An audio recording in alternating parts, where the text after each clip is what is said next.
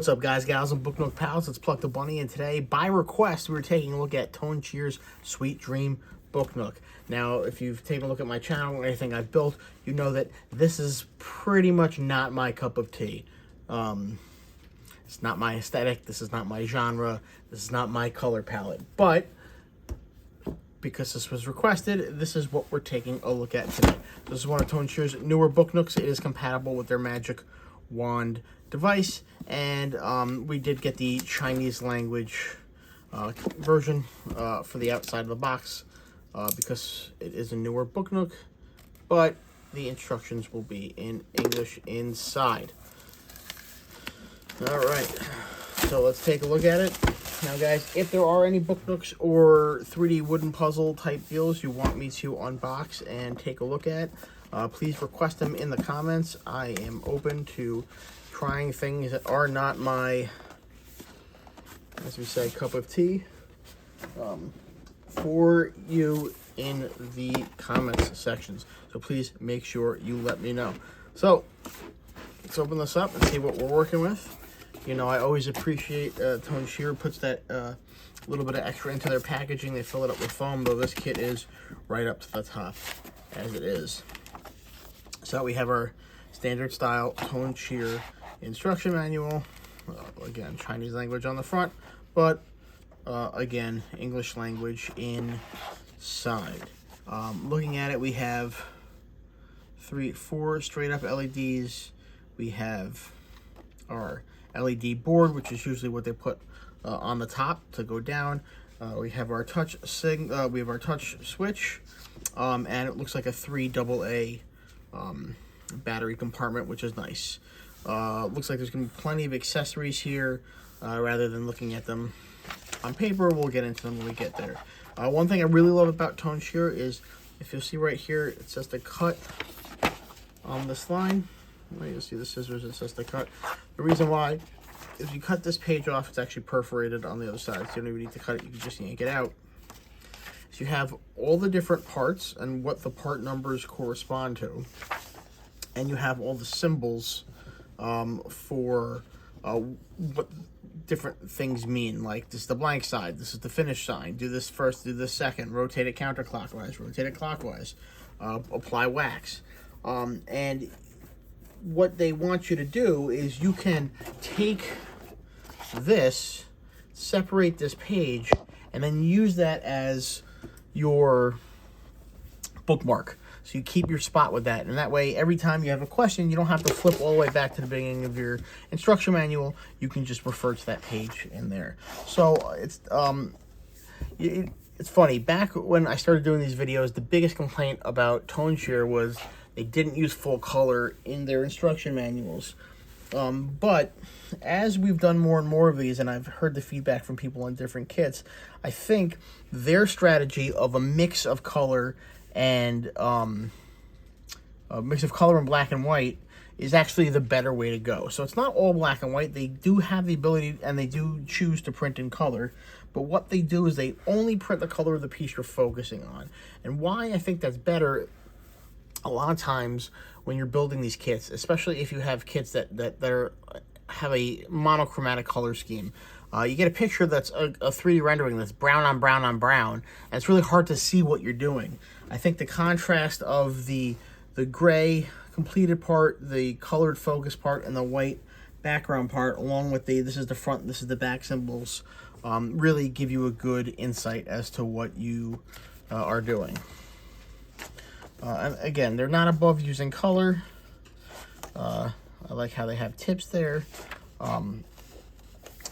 but they, use it intentionally.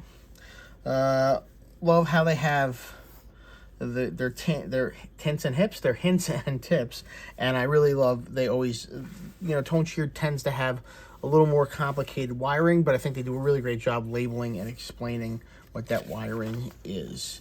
Built-in ruler here. Again, more hints, more directions, which I always appreciate. But yeah, so not too much new stuff.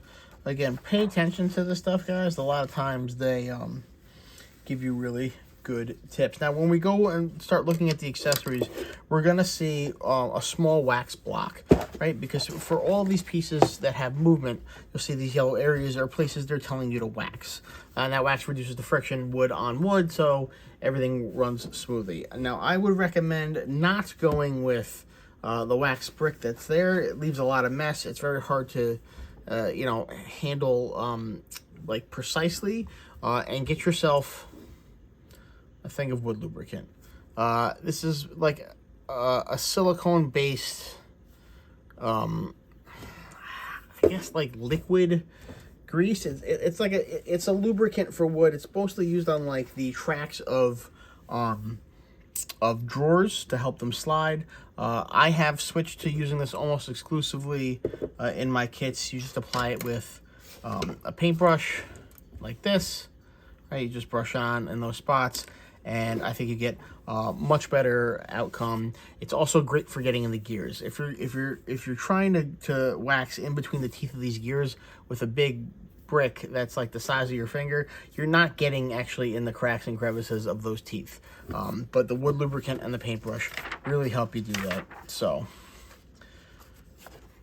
I recommend that. I'll put a link to that in the description of the video. And yeah, another ruler right here.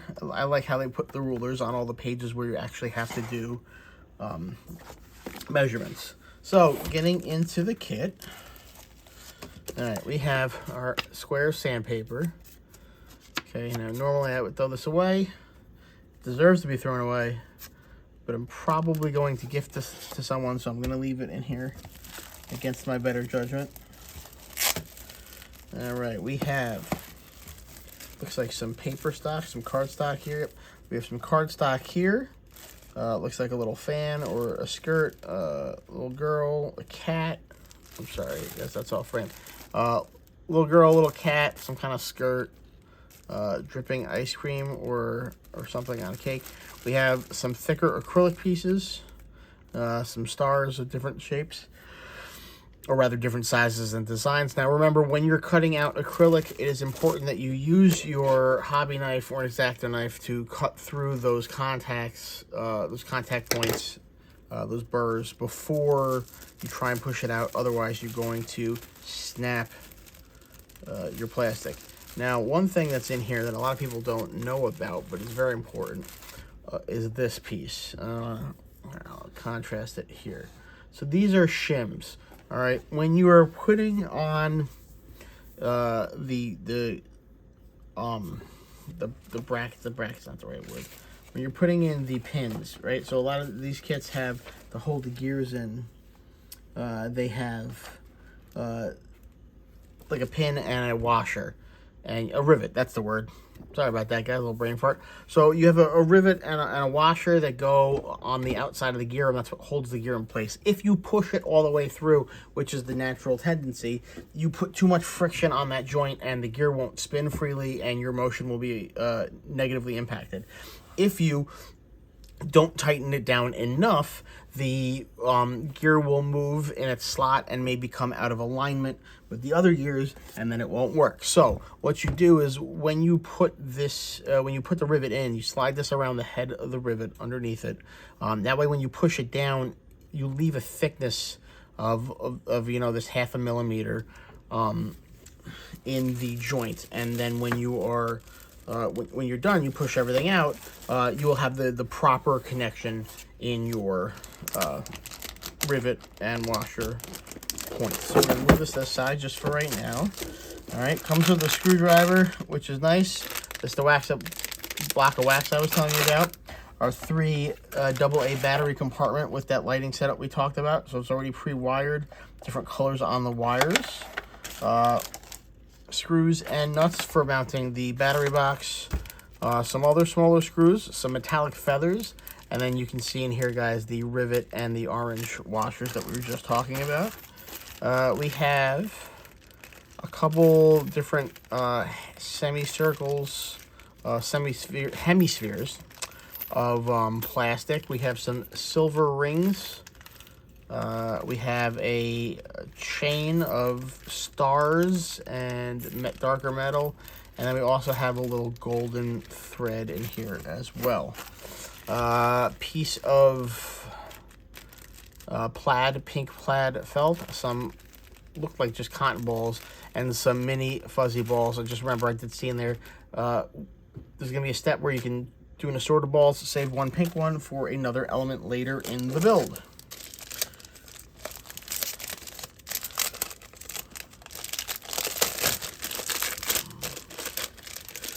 So let's take a look at our pieces. I like that these come in a bag with like a little adhesive strip. Not like I'm going to reseal anything back up, but it does make it a little easier to open. I'm always a fan of the tape strips. Just remember, there's 3 sizes here. So we have the half, the quarter, and the full. Whole bunch of windows on this one, guys. So we got 1, 2, 3, 4, 5, 6, 7, and then one big one.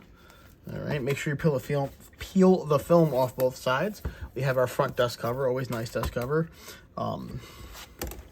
You guys know I'm a sucker for when you have a 2-sided sheet with no printing on it. What does that mean? That means that there is some structure in this kit. This is an internal piece, with the exception of these 2 pieces. These are tools for pushing out pieces.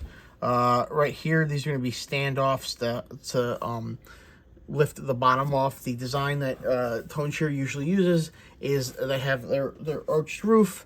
They have the box. Everything goes directly on the walls, so the wiring runs underneath usually, and you have a raised gap between the bottom plate and the bottom of the thing itself. So that's that piece. This is our outside. For what it is, it's very nice.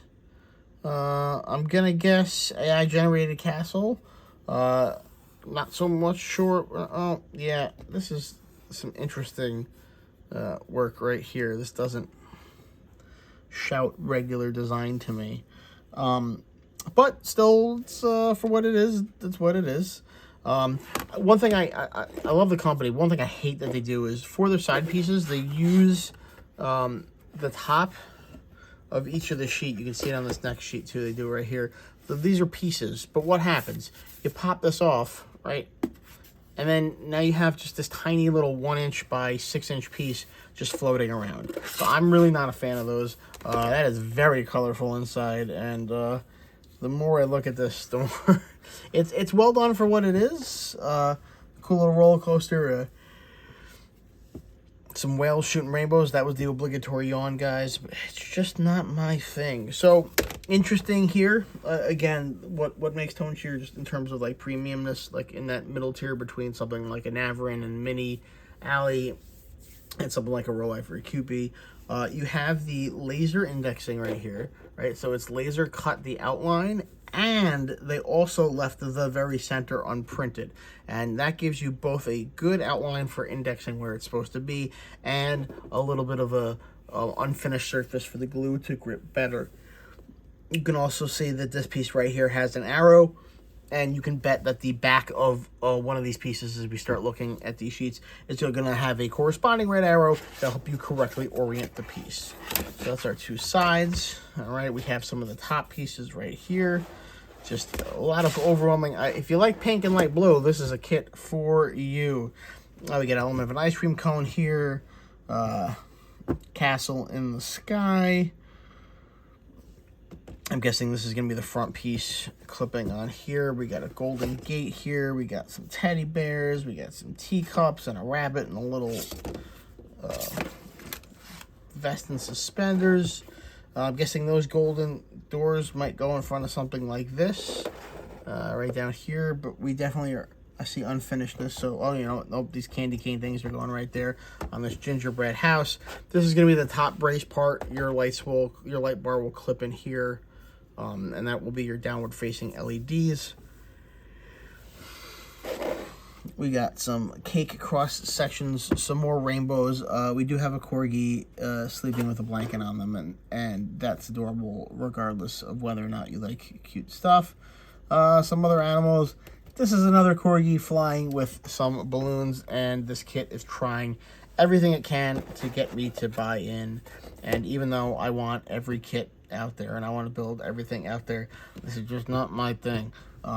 Which says nothing about its quality. It's just not me. Not everything's for everybody. Again, this is where they want you to wax, and you can rub it with that and get wax shavings all over your workstation, or you can just brush it with the wood lubricant, which I think is a much better option. Sorry. So we got some more things. Sweetie on a donut, or a beach ball, or a beach ball donut. Looks like there's going to be a carousel in here somewhere. That's probably going to be the top of the carousel on the sides. The base right here. So I'm guessing this is our carousel, which it does look like they may be grouping elements together, because I am seeing a lot of linked elements on the same sheet, which is nice. Flipping it over. Okay, see double-sided printing when we need it, which I do appreciate. There's our red arrow for our square painting, which is going to go on that side sheet we talked about. This is going to be our back sheet. Okay. It looks like we got a Ferris wheel here, some big old lollipop, the gingerbread house. I'm guessing this is another carnival ride. Is that a cashew with chocolate and sprinkle? I'm not really sure. Roof. This is the back probably of that. A little funky, or maybe it's the inside back, so you see that pattern through the holes. All right, so that's gonna be your outside on your back. I do like the pun on Sweet Dream. I'm a sucker for a pun, though. This is going to be the bottom plate. Woo! Oh, guys. I don't know why. That's going to pop out your battery box. We'll screw in there. Some more rainbows. Some more pinks. Some more blues. So, guys, this looks like a pretty standard Tonecheer kit. They really like to find their theme and run with their theme. The construction is fairly similar in terms of the overall construction of the boxes, not the individual pieces. Like, there's a lot of different elements in here that I haven't seen in a Tonecheer kit, but they pretty much go together in the same overall structure of same type of battery box, that raised base, mounting directly to the walls, and the arched top. There is the B style of Tonecheer Book Nooks, which has the unfinished front. It's really flat, does not have an arched roof.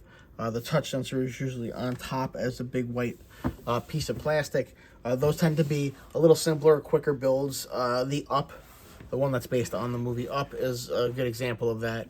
So this, again, by request, this is the Sweet Dream Book Nook. It is pretty solid for what it's supposed to be. There's a lot going on here.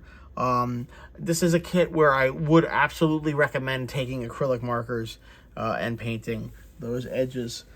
So hope you are stocked up on your pink and purple, and definitely make sure you have that before you jump in on your blues, and make sure you stock up on those before you jump into this kit.